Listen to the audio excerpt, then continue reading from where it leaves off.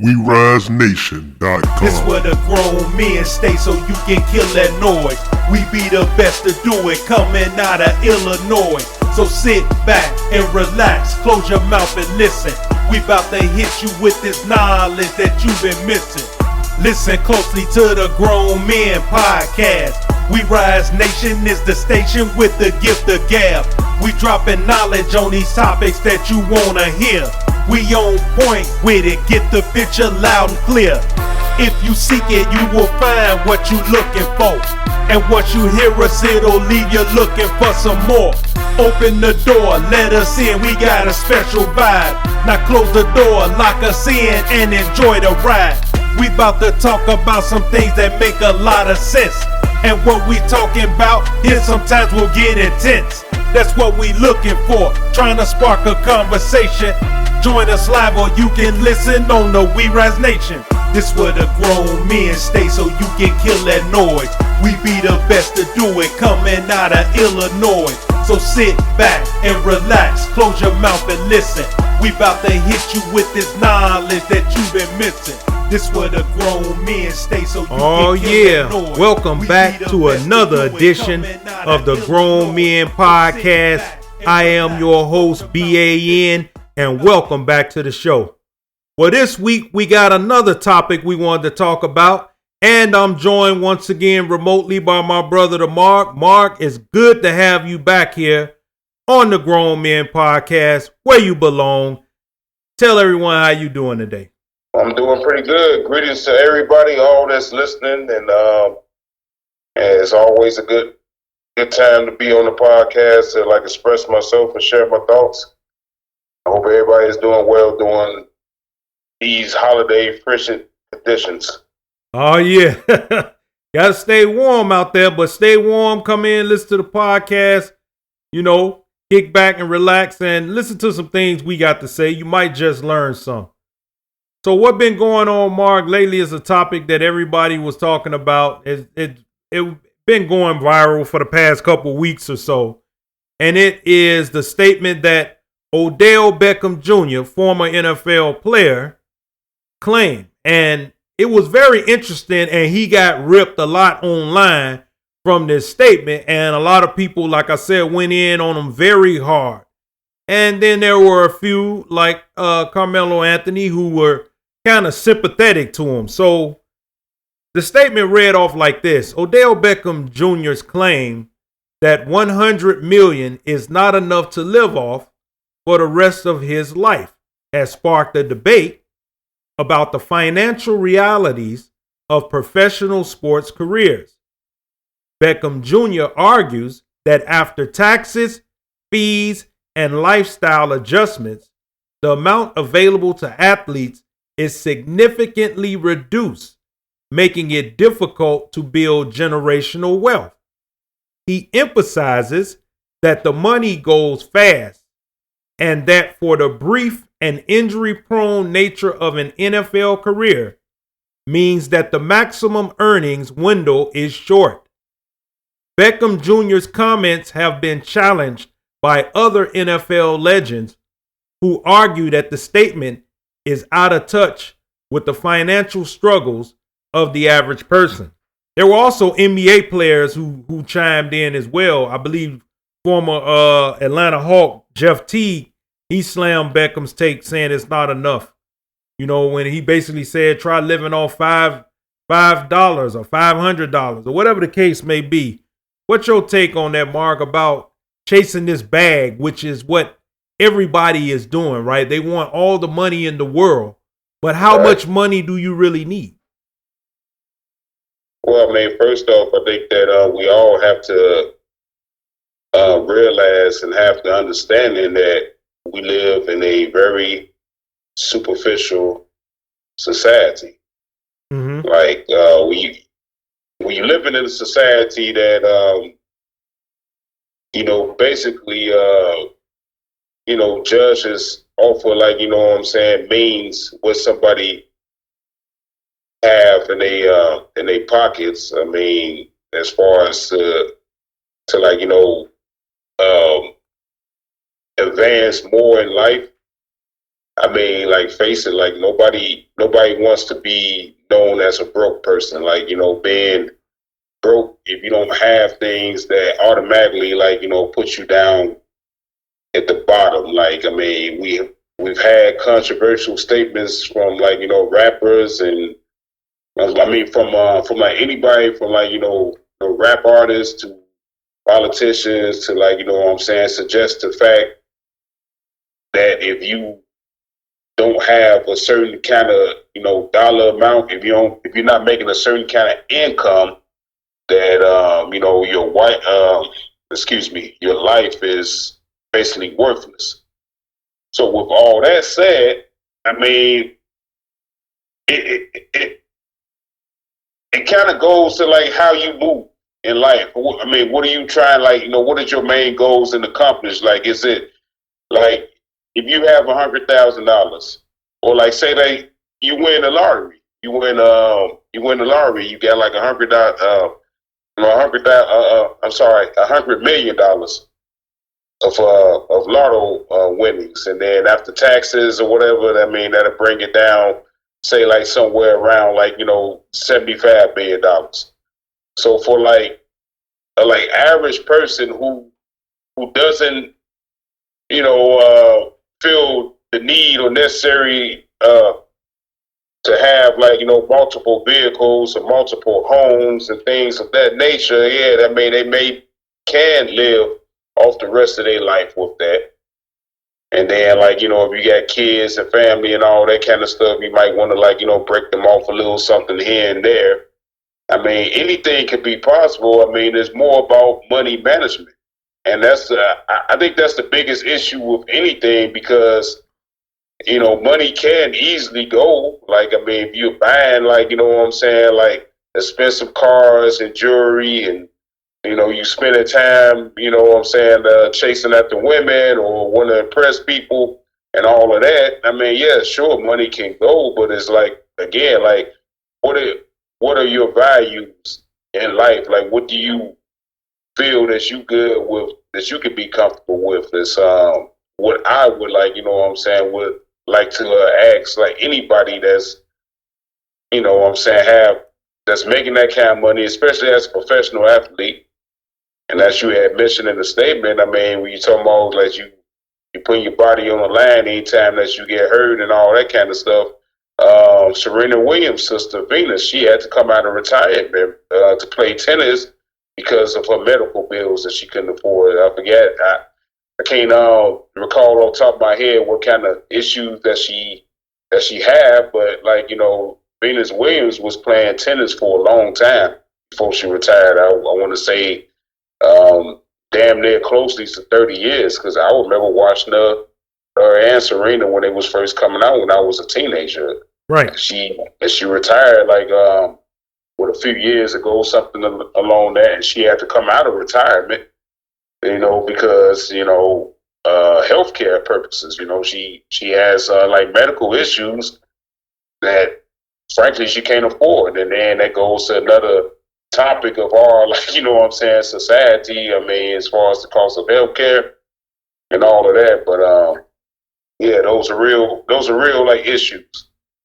Yeah, so I look at it, like, from this standpoint too, as Carmelo Anthony, like I said, kind of had a sympathetic side, while he also was saying, look, you bring this upon yourself. And he basically said, look, $100 million is not $100 million. After taxes, he said, you might want to get yourself a home. You might want to get a couple of cars. You're going to break your mother off, with a home or whatever the case. And then before you know it, you're paying for other things, odds and ends. And before you know it, you're barely getting by. While the NFL and the NBA is going to continue to generate revenue, if your money isn't invested wisely, you may end up with nothing. But basically, like he said as well, which was also said before by Charles Barkley, because he said that Dr. J told him that when he first came into the league, look, what do you need with 5 and 6 cars? For what? You're only going to drive one.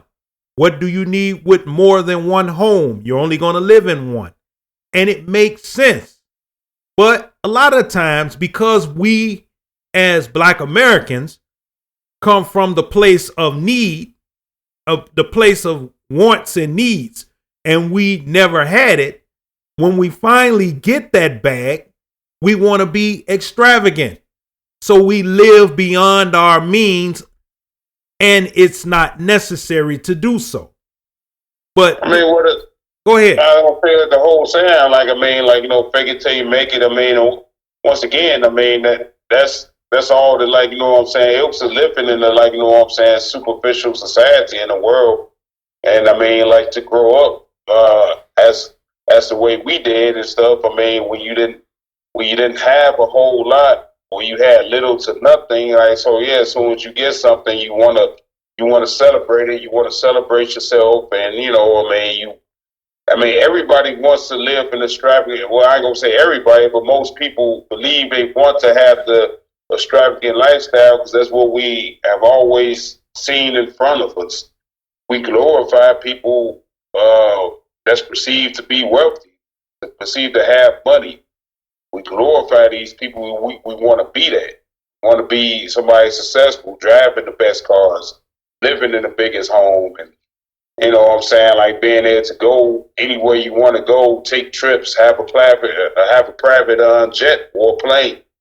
You know, we want to have all those things, and we're not, you know what I'm saying, thinking about like I guess the like, you know what I'm saying, complications of trying to keep up that lifestyle. I mean, we seen a lot of, you know, stars and celebrities that dad broke. Yeah. You know, Red Fox is a guy that comes to mind.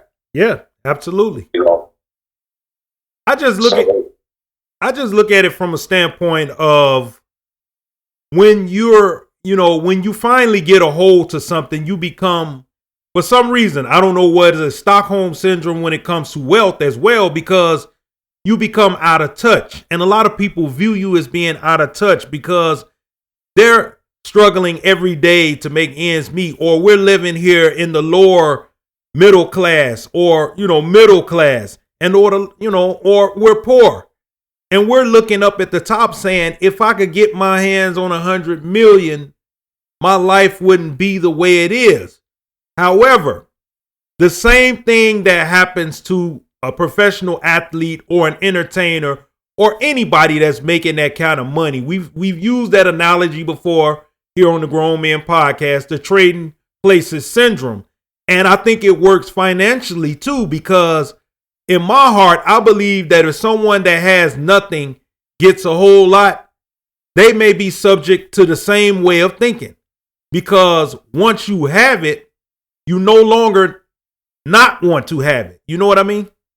I mean, exactly. Like you leave that part of you like behind. Like, I mean, if you become successful, you start to make a whole lot of money, and after you've been struggling and stuff, you kind of want to leave that behind, and it just goes to more of a statement as like, you know what I'm saying. You know what I'm saying? Who are we as people? Like, I mean, what are we trying to do? You know what I'm saying? It's like, what is your, you know what I'm saying? What is your whole purposes of life? I mean, because there's like other things, other ways that you can live and be happy in life and not have all the money in the world.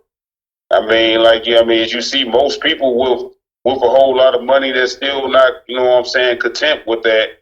I mean, it just, for like Odell Beckham and why he, you know what I'm saying, caused so much smoke, because yes, he did come off as out of touch because he looked like the typical, like, you know what I'm saying, superstar athlete who people would sit there and say like, oh man, you had all these opportunities and stuff. I mean, if you blew your money, that's on you. And yeah, that's it. It is easy to say. And again, with you had stated that, you know, Carmelo Anthony had made the statement about, you know, taxes and things of all that nature, which I agree with as well. Because I mean, the professional athlete at that superstar level, I mean, that takes a lot of discipline and a lot of, like, you know what I'm saying, maintenance on your body to keep yourself up, keep yourself going, and that's very costly. You know, you got to hire personal trainers.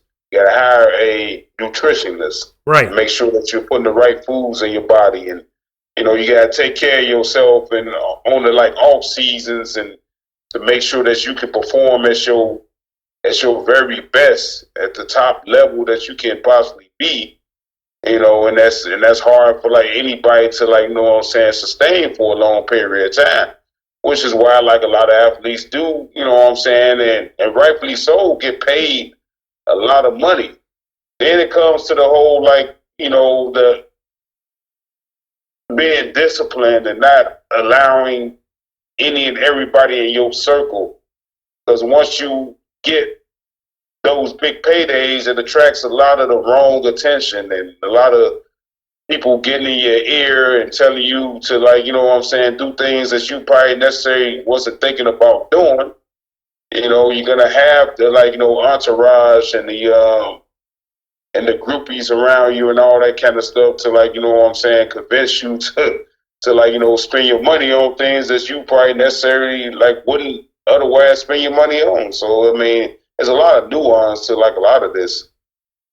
Well, absolutely. You're right about that. That's how AI went broke. Remember Allen Iverson?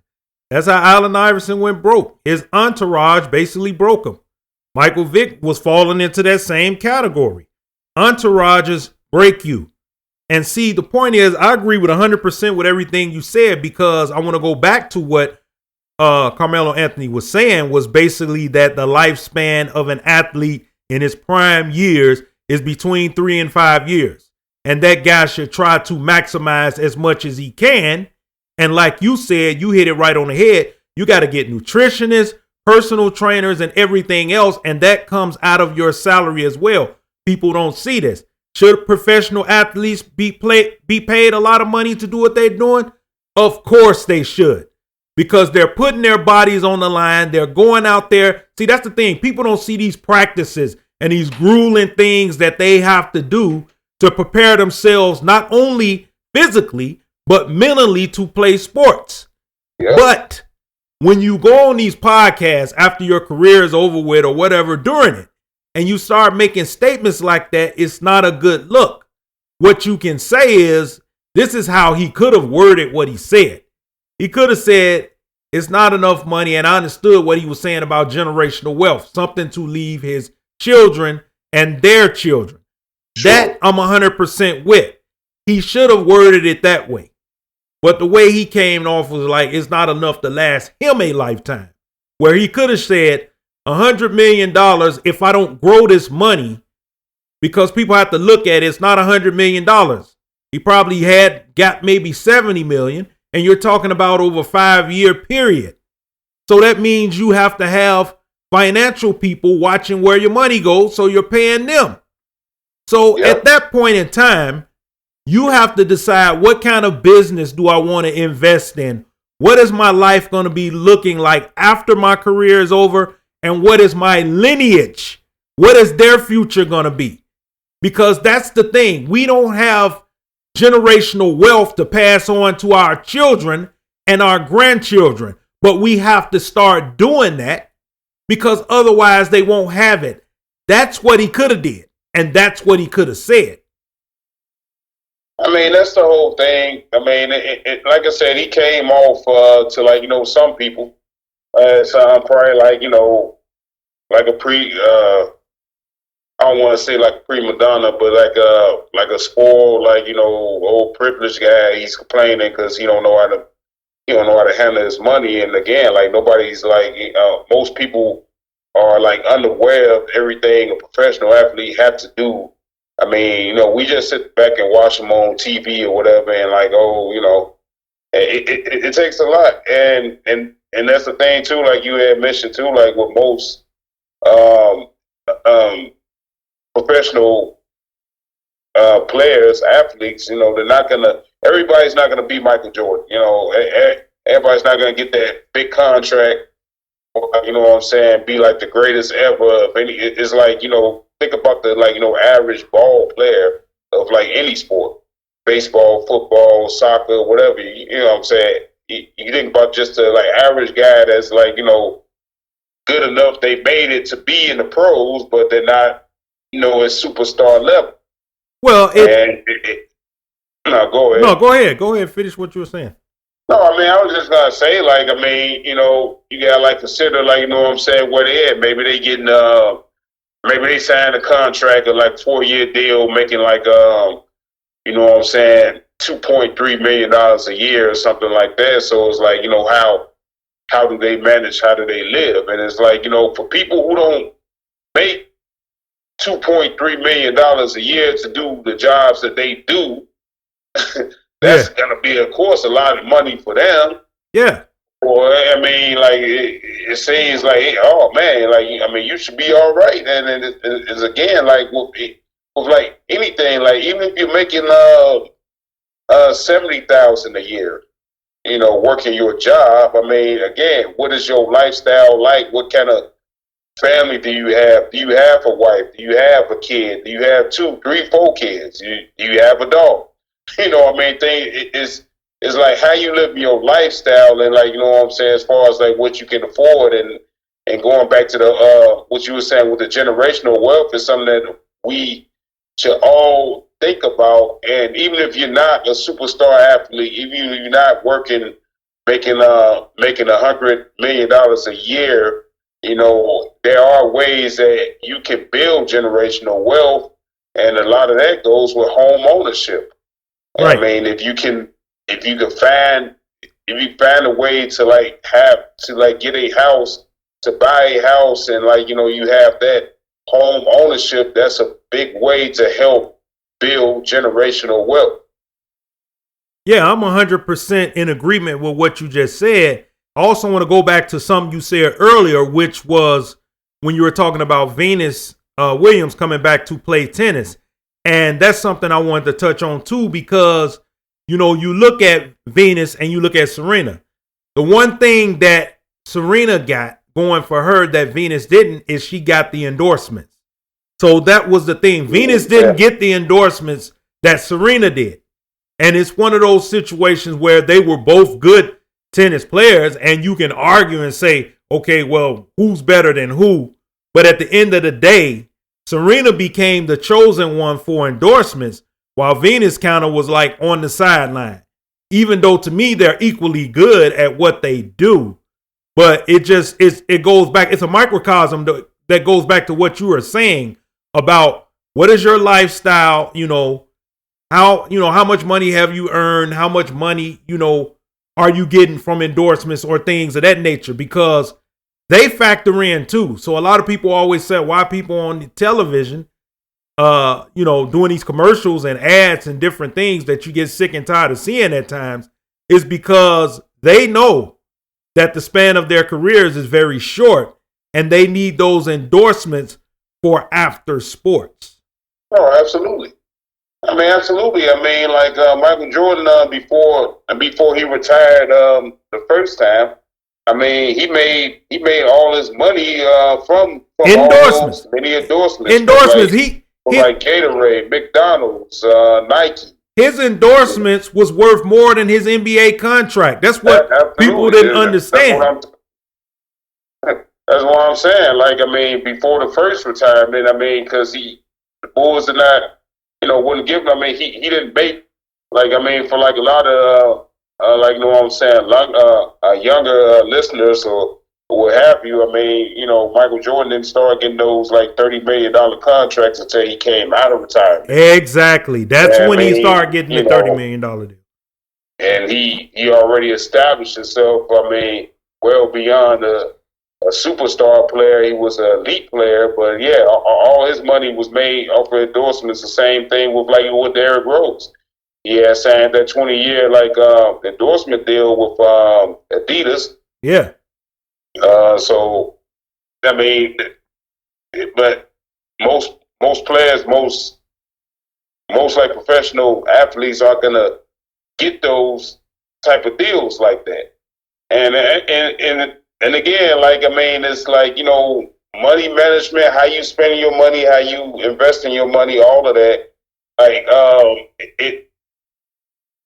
it's one of those things that's not like, so I mean, like, although like athletes, they can, choose to go to school or go back to school or whatever to learn different things, which also costs more money.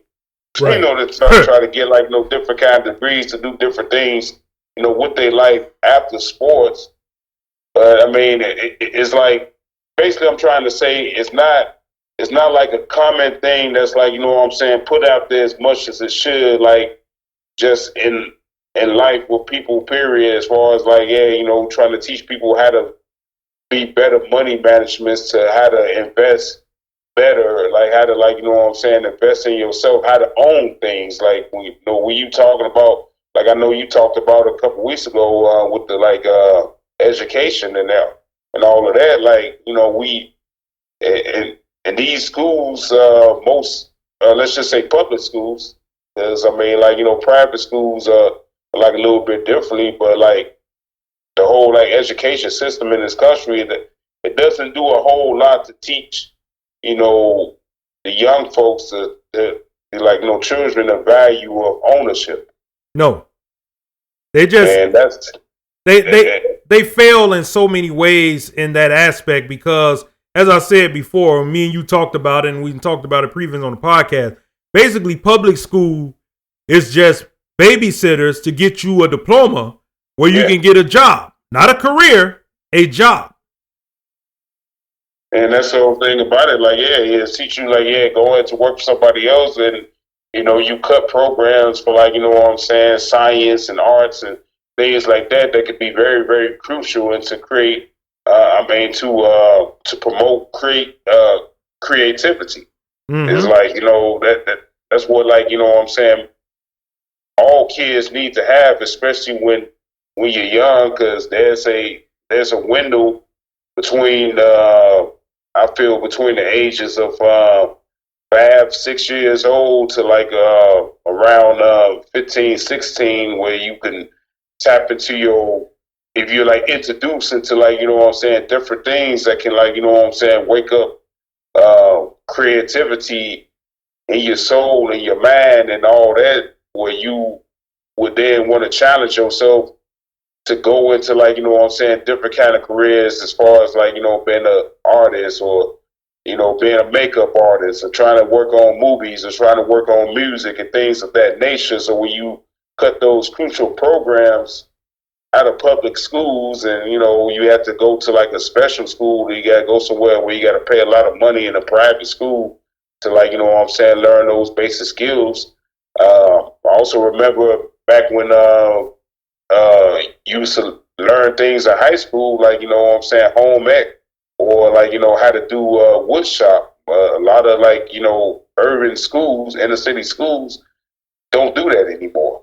They don't have, like, they don't teach you, like, you know what I'm saying, skills to like be a mechanic, or to be a plumber. Mm-hmm. Those used to be, like, you know what I'm saying, things that you go to high school to do. Now they found a way to, like, oh no, you got to go to, like, you know, special schools, special trade schools, and you got to pay money to get that education, when that type of stuff used to be offered for free. Carpentry, that used to be offered for free. Carpenter, shop class, all those things were put in public schools to teach people how to have a career.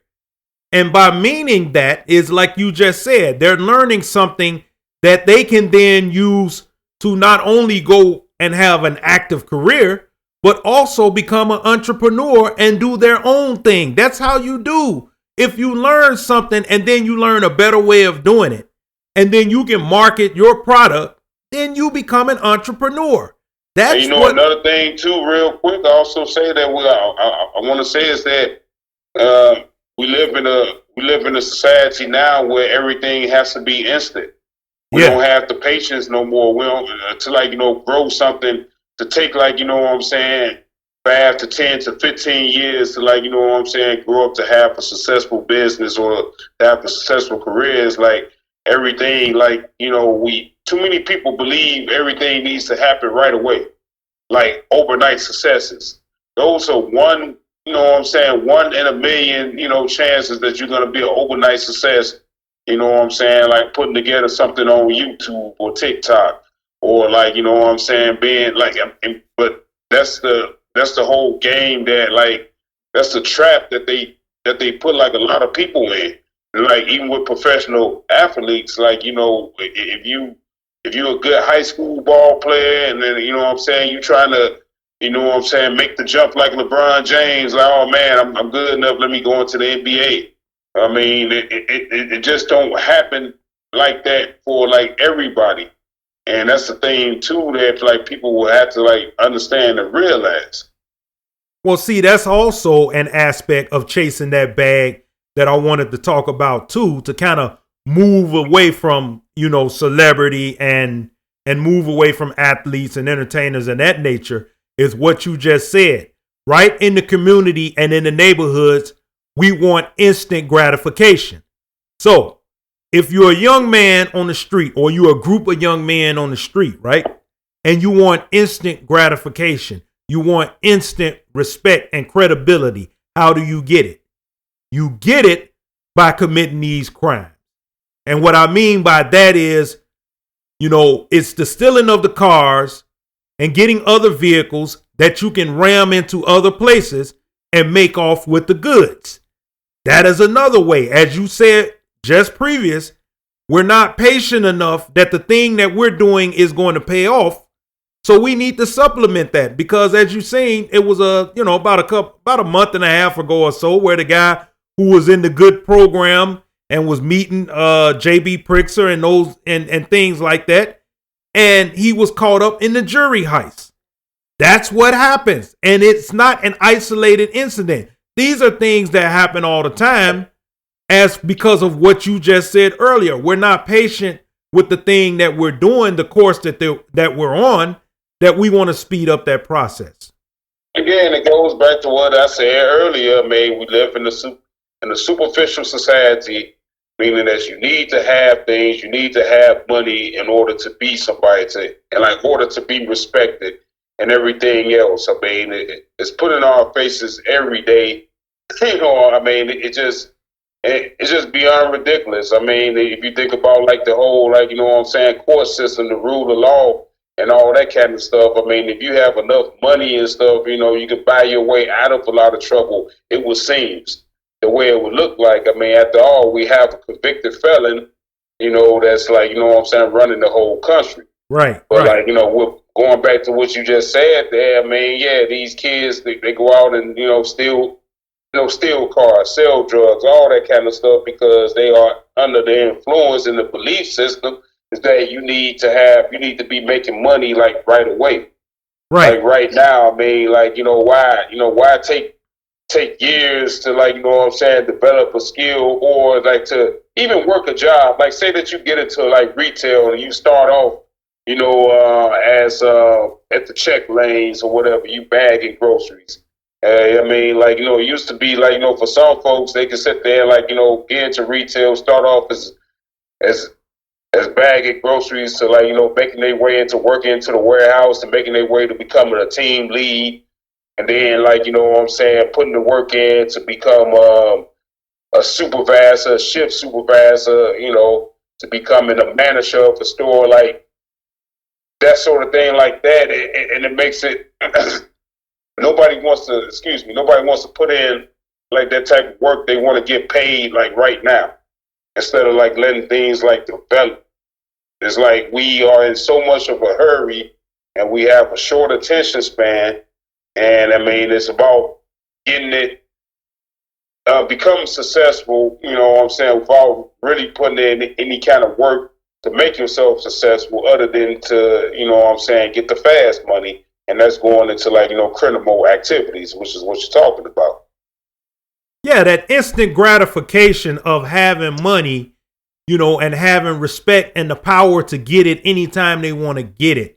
And a lot of these guys on the street, man, to do what they're doing, you have to have some kind of ideas in your head, right, that you can use for other purposes besides these nefarious purposes, which is taken from other people. But as we continue to chase this bag, it happens in all walks of life, and it works its way from the bottom into the top. So right now, according to something I saw online, they were saying that earning $100,000 no longer makes you wealthy in America. So, I mean, what do you say about that? like earning 100,000. I mean, well, I mean, again, it's about like what where it's pretty much about where the individual is in their life. I mean, like,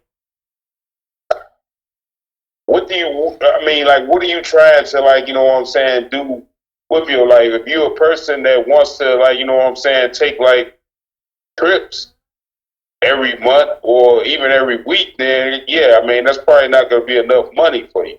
But it's like, what is your life value at? And I mean, what kind of trips are you trying to take? I mean, you just want to go around the world just to sit there and say that you did it? Or are you like actually interested into like, you know what I'm saying, like learning and, seeing different things and all that? So, I mean, it's what is your life value? Because if you somebody that can sit there and say like $100,000 is not making me a wealthy person. I mean, are you trying to be a wealthy person? Are you trying to like have something that you can pass down to your family and to generations and you know what I'm saying, things like that? I mean, every individual is different, but like if you just continue to buy into like, you need that for status purposes, which is what I suspect like a lot of people feel.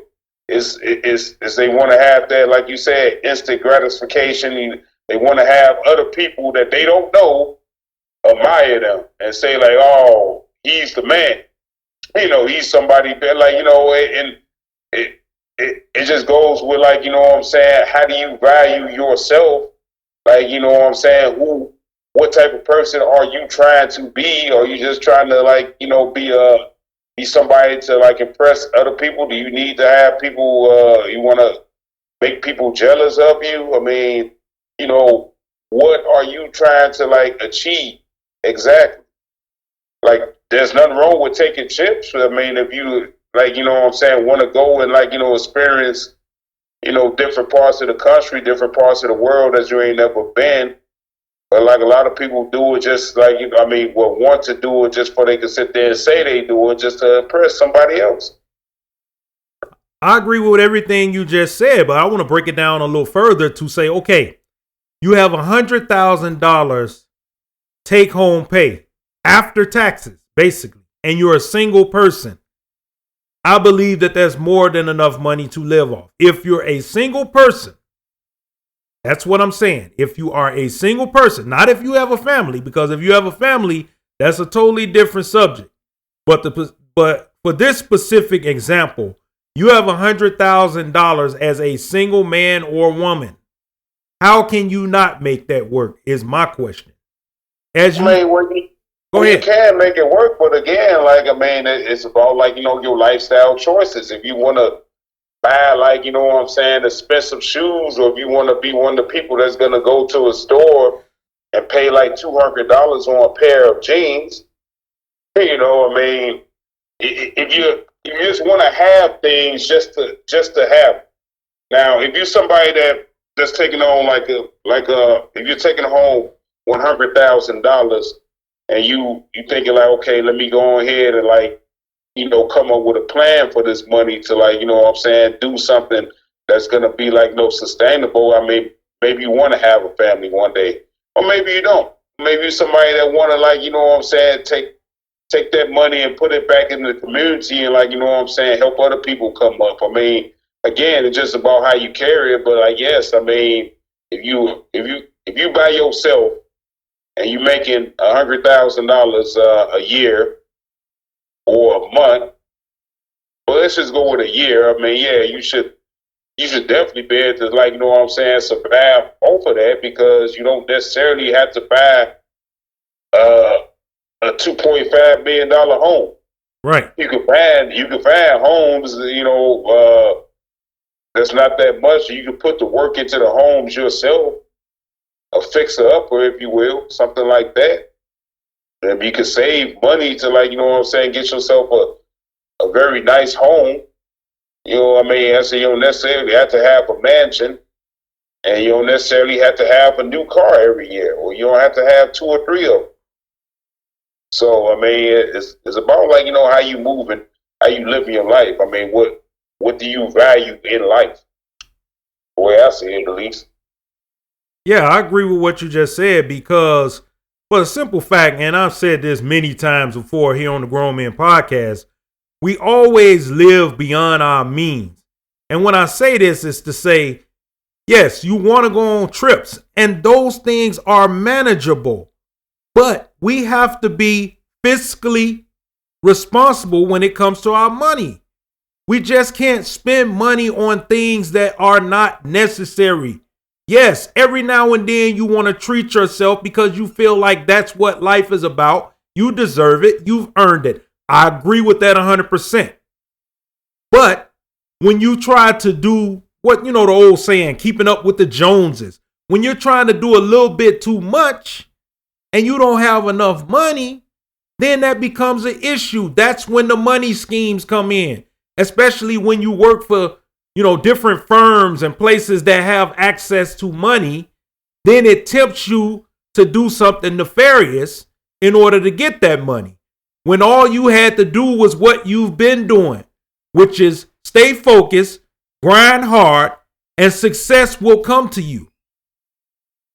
I mean, and that's why I continue to say, once again, like a lot of people, they feel the need to, like, they doing stuff for, like, other people benefits. Even, like, if you're not single, you want to get a girl, you want to have a girlfriend, like a lot of people sit there and we're like, spend money to have a beautiful woman. If somebody got to be with you for what's in your wallet, then, more likely that person is not really for you. You know what I mean? But, like, we all get caught up into, like, we do stuff for, like, other people benefits, not necessarily our own. Again, like, when you choosing to go out and, like, spend money stupidly, or, like, trying to live an extravagant lifestyle, most of the times, more times than not, it's for, like, other people benefits other than your own. Like, who really, like, unless you, and I know people that are, like, people like, that's like, sneakerheads. Like, they love to, right. Like, I work with a guy that loves Jordans and stuff like that. Right. He's a sneakerhead, and right. he's, like, he's passionate about that. But, like, that's what he do, and that's one thing, okay. But you don't necessarily have to go and, like, spend your money that way, or you live within your means, or you do what you have to do to, like, get those Jordans, if that's what you're trying to do. But you also have to keep in mind of your other responsibilities that you need to take care of. Yeah, I think a lot of times we forget that, Mark. We don't think in terms of the future. We're thinking about right now. And I know a lot of people that have these little things where, they're collectors, and that's understandable. You want to have a collection of these things because it means something to you. And I get it, because I have a lot of things that mean something to me that's probably worthless to someone else. So I understand all that. But at the same time, while you're chasing this bag and you're chasing this dream, are you being financially literate at the same time in saying, look, I have to eat, the price of things are going up. We talked before about affordability, and, nothing is going to go down in pricing. So prices are not going to adjust to you. You have to then adjust to them and decide, how you want to live your lifestyle. Now, if you want to make more money, if you're earning $100,000, I'm quite sure you can earn $125,000, $150,000 if you're willing to put the work in and putting in the effort. But if you're not putting in the effort, your income is not going to increase. So that means you have to live within your means. Well, yes, and it's also understanding, like, self-value. When you, trying to, like, achieve, like, higher goals. Say that you are, like, working and you're not getting paid what you feel you should get paid. It all breaks down to, like, putting in the work and, like, developing and building up yourself. But, like, just like we spoke on earlier about having the patience and the discipline to, like, do the right things. if you don't have that discipline and you don't have that patience, and you living for right now, and you have no kind of vision on what do you see yourself 10 years from now and 20 years from now, and all of that stuff, because that's the thing, we are very short-sighted. Right. You know, we don't think about, like, you know, as we age and get older, and then those are other kind of issues that will come up. And going back to the healthcare thing, you know, you have some kind of healthcare episode that like happens. I mean, that could be very, very costly. Or you get into an accident or something like that. You break a leg, break your neck. You know, that could become very, very costly. I mean, you get sick. I mean, you know, things of that nature. I mean, that money is gone right away. Just like, again, going back to Venus Williams, I should have gone ahead and looked up real quick and to see exactly what she had, her conditions are. But, like, you know, if it wasn't, I know for a fact, if it wasn't for those healthcare issues that like she is having and going through, that she would not have come out of retirement. I mean, she still loved the sport of tennis. She still loved to compete, but she would have still been in retirement had it not been for healthcare. And I mean, just on a sad note, I mean, I'm one of the ones that feel it's very sad that we, you know, live in the richest nation in the world and don't have universal healthcare, because we can. I mean, they have it in Canada, they have it in Israel, country that we, you know, send lots of money to when they need it. So, you know. Yeah, I just looked it up, and Venus Williams' condition, it has to do with fibroids, and it's called Sjogren's syndrome, which has caused her significant pain and impacted her tennis career. Sjogren's syndrome, in 2011, Williams was diagnosed with it, an autoimmune disease that affects moisture-producing glands, leading to symptoms such as fatigue and joint pain. The condition has also posed challenges for her athletic performance, as it can cause significant fatigue and discomfort. Williams has had to adapt her training and lifestyle to manage the symptoms of both Sjogren's syndrome and fibroids, emphasizing the importance of listening to her body and making necessary adjustments to her routine. So it's basically saying that, you know, like you were saying earlier, that despite these health challenges, Venus Williams has continued to compete at a high level in tennis. You know, and she raised a rare awareness, about fibroids and the importance of proper diagnosis. So, yeah, it affected her medically, because that's a condition that you have to live with. I don't know how much financials got into that, but maybe it played a part in it. But, you know. I mean, well, like I said, for what I know, as far as the cost of treatments and, you know, hospital visits and all that kind of stuff, I mean, she's paying out of pocket for that. Right. And those are not, and that's not cheap. No. I mean, you know, that's another thing with professional athletes. Like, I mean, just like for, like, you know, professional wrestling and stuff, like, they don't, like, especially for, like, something like tennis, like, you know, with football and basketball, I believe is, like, you know what I'm saying, if you get injured or you get, like, some kind of condition, like, while you are a member of the team, you do have some kind of healthcare coverage through the team. But, like, a lot of times, like, you know, players, athletes, you know, find themselves on their own, you know, trying to get their care and treatment and things like that, and that's pretty costly. Well, a lot of that comes from after their playing days. Now, like right now in professional wrestling, it has changed, because both the WWE and Tony Khan over at AEW are taking care of those guys when they get injured. They are doing that. However, when they're active, but the long-term effects of those injuries may linger on after you're out of the sport.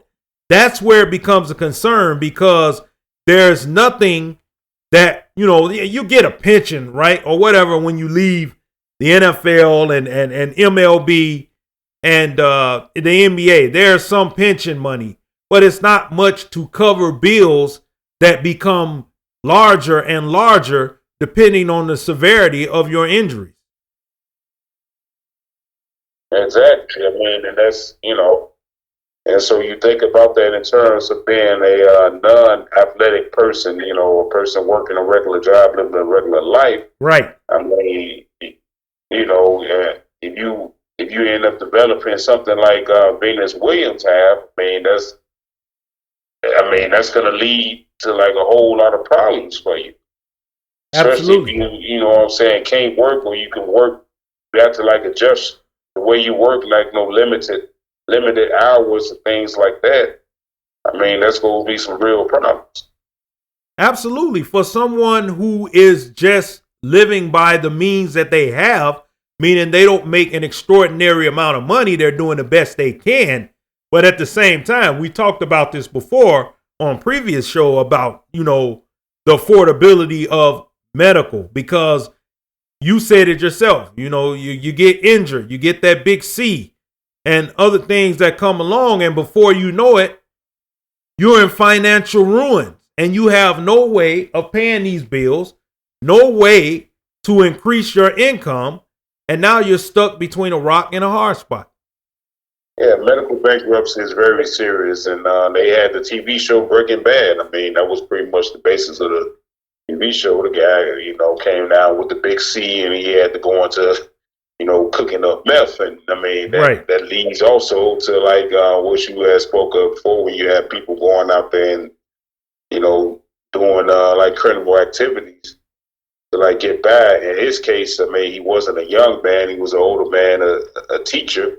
Right. And again, I mean, when we live in this superficial society, is all about just making money, but it's not all about taking care of people or caring for people. And if you have, what I'm saying, a medical situation going, it's like, well, thoughts and prayers and best of luck to you. Right. There's things that can be done right now. There's laws that can be made and changed right now that can prevent some of that. I mean, to give people a relief from healthcare costs to actually invest more into humanity and human beings, period. I mean, the way I look at it. But that's a whole thing right there. And that's going to change your lifestyle. Whether you want to live a special lifestyle or not is when if you get sick, God forbid, I mean, that's something else. And that all also goes in line with the short-sightedness of not thinking about that. Like, nobody ever thinks about getting sick or something happening to them until it happens. Yeah, you're absolutely right on that, Mark. So I'm going to, sum it up the way I feel about it, and I'll let you give the last take on it.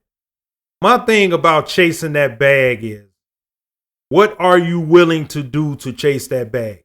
What extremes do you want to go to? How much is enough? Why is some never enough? All these questions we can ask ourselves all the time.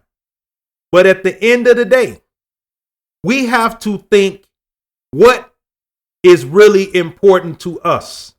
Our loved ones, our family members, their future. If you're fighting for that, if you're out chasing that bag for that reason, I'm 100% behind you and I applaud you. But if you're doing it for yourself, what are you really doing it for in the end? And what legacy do you leave behind to your children? Mark? I mean, you pretty much said it all right there. I mean, but that's the whole reality. Like, when it comes to chasing the bag, it's again, like I said, and I keep saying that. I mean, if you're chasing it just for the drip, just for the status, just for people who you don't know to admire you in some kind of fashion, then you're already lost. It's pretty much about self-awareness and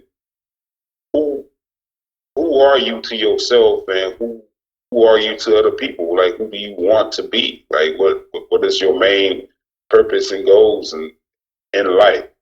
Because chasing the bag is good to chase the bag when you're trying to build and grow, and you're trying to, like, you know what I'm saying, do for family. And, you know, if you're trying to have, you know, establish something in your family, because as most, you know what I'm saying, black people in this country, you know, we, who's not, you know, some kind of superstar, some kind of athlete, or don't have a whole lot of money, whatever, like, we don't have, like, you know, wills and things of that nature where we can, like, leave something behind. I mean, that's something that, you know, we like ought to, like, be able to do and have something established where you can, like, build something that the next generation can, you know, come up and, you know, continue to push forward. So, I mean, hopefully people, you know what I'm saying, will, like, have that thought in mind as we go out and try to earn. Well, Mark, that was a lot to take in, and it's some facts that a lot of people need to know if they're listening right now. And we're glad that you came in to listen to this topic here on the Grown Men Podcast. We're glad that you stopped by to listen to us, give our take and our opinion on just what chasing a bag entails. Well, folks, head on over to WeRiseNation.com. Check out our blogs, check out some of the vintage merchandise, see what we got going on over there. A lot of different things happening. As I said before, we are updating our website constantly. We're trying to put new things on there to get people interested in. Drop us a comment or a line if you hear something that you like in the show. Mark, it's good to have you back in at the We Rise Nations Network. You're always plugged in. You're always welcome. You're part of the show and part of the family. Thank you. I appreciate that. And we're going to keep on doing what we can do. Steady rise. Steady rising is for life. Well, until next time, folks, I am your host, BAN, and we will talk to you soon. This where the grown men stay so you can kill that noise. We be the best to do it coming out of Illinois. So sit back and relax, close your mouth and listen. We about to hit you with this knowledge that you've been missing. Listen closely to the Grown Men Podcast. We Rise Nation is the station with the gift of gab. We dropping knowledge on these topics that you wanna hear. We on point with it, get the picture loud.